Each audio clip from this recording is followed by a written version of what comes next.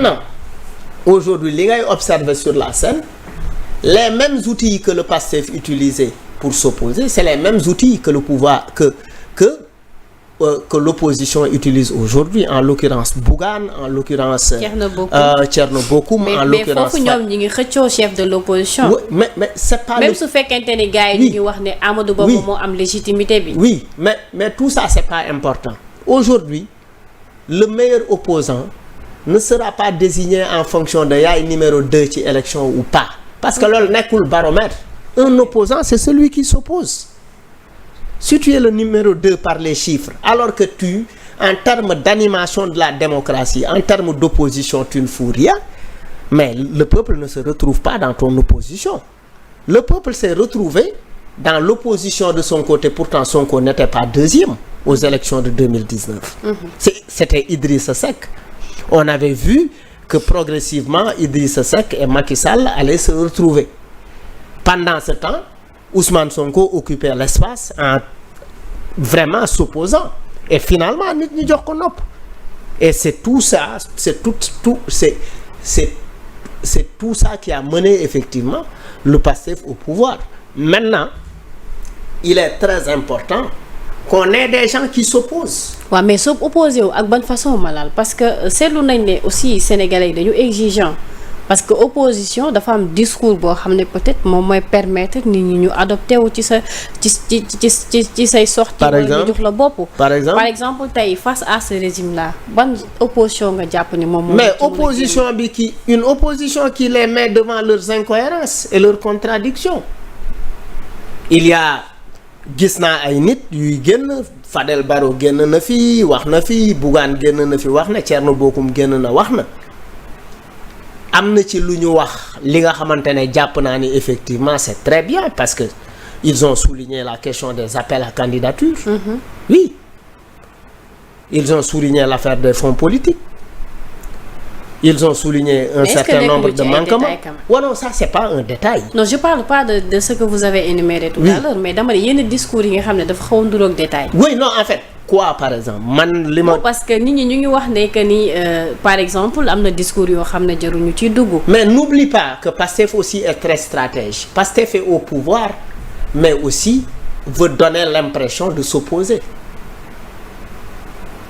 Est-ce que tu vois, parce que effectivement le caractère, c'est-à-dire avoir un discours qui permet gis nga un discours d'opposition, le discours va-t-en-guerre, le discours guerrier, c'est toujours un discours qui plaît aux populations, hein. Les masses aiment bien être galvanisées, les masses aiment bien se retrouver dans quelqu'un effectivement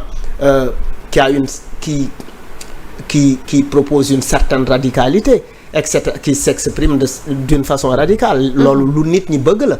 C'est très commercial d'un point de vue politique. Mais je veux dire effectivement, mais loolu du sotti parce que effectivement quand tu es aux manettes, c'est toi qui es aux manettes. OK. Quand tu es aux manettes, c'est toi qui es aux manettes. Tu ne peux pas être au pouvoir et te comporter en opposant. Mënul nekk. Quand on est au pouvoir, on est au pouvoir. Maintenant nag, il est important que quand on est au pouvoir, de réagir à un certain nombre de choses. C'est-à-dire, c'est très stratégique. C'est-à-dire, au moment où l'on parle, au moment effectivement où l'on parle, où l'on devrait parler ou rendre effective la DPG, qu'est-ce qui se passe?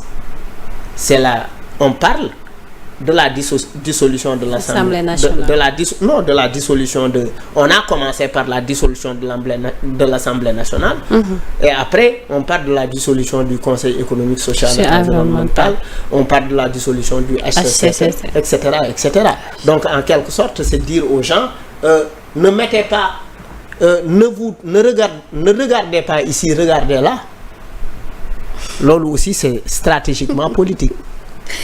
D'accord. Alors Malal, est-ce que mën nañu wax waxu scandale par rapport ak li nga xamante ni moom moo jot a xew ONAS, parce que gis nañu sax ku ci mel ni Thierno Alassane Sall di insister ci scandale ou mafia, mais est-ce que mën nañ ko tuddee loolu aussi?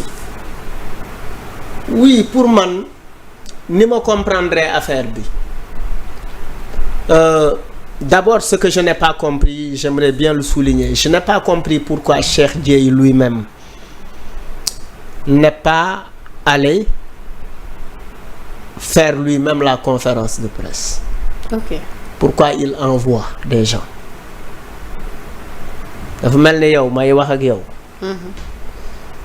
nga yónni say élément pour ñu tontu ma dafay mel ni teggiwuma tuuma ah man yow laay waxal yaay sama directeur yow laa joxoñ baaraamu tuuma brandir ay preuve ne am naa ay preuve am naa ay lettre am naa ay nàngam mais yow bu ma yónnee say élément toogal nga waxal ma toogal nga wax ak man mu leer ci boppu askan wi beneen affaire bi jàpp naa ni Cheikh Dieye a voulu aller vite parce que question yi dafa ne këtt ni jon parce que ici on est dans des questions de procédure très lente la lenteur des procédures on les connaît dugal fii këyit jaar fii këyit mu dugg fii dugg fee peut-être il a voulu aller très vite sans pour autant avoir l'intention de bouffer de l'argent. Moi c'est une personne effectivement que j'ai connue à travers la société civile pour qui j'ai beaucoup de respect mais qui c'est aussi quelqu'un qui connaît bien les questions yi nga xamante ne de développement mi ngi ciy liggéey depuis très longtemps il a travaillé avec des gens il n'a jamais été accusé de quoi que ce soit maintenant nag sur cette affaire il faut que la justice s'autosaisisse. D'ailleurs am na député bu dugal pour ñu ubbi benn commission d'enquête mais ça c'est pour que mu mun a leer. Oui tout ça c'est fondamentalement important. Il est important qu'on les secoue parce que effectivement li ñu woote la boo gisee type de pression bii nii di am ci ñoom ils ont beaucoup parlé de bonne gouvernance beaucoup de transparence ils ont beaucoup dénoncé des corrupteurs et des corrompus etc. Donc quand une situation ressemble quand on est dans un semblant de deal de corruption etc. il est important que les Sénégalais soient éclairés. D'accord alors Malal am na ci lu nga xam ne wax nga ko muy politique gouvernementale tey Sénégalais yi dañu exigeant et dañu yàqamti gis lu dal seen xel tey mun nañu wax ne problématique yi dafa bari moo xam ci emploi des jeunes moo xam problème inondation moo xam ci wàllum souveraineté bi nga xam ne ñu ngi ciy xaar le gouvernement tey jàpp nga ne avec peu de temps bi ñu fi def ak problème yi ñu fi fekk yépp est-ce que loolu dina yomb tey ñu dem vers loolu noonu. Non pour man il faut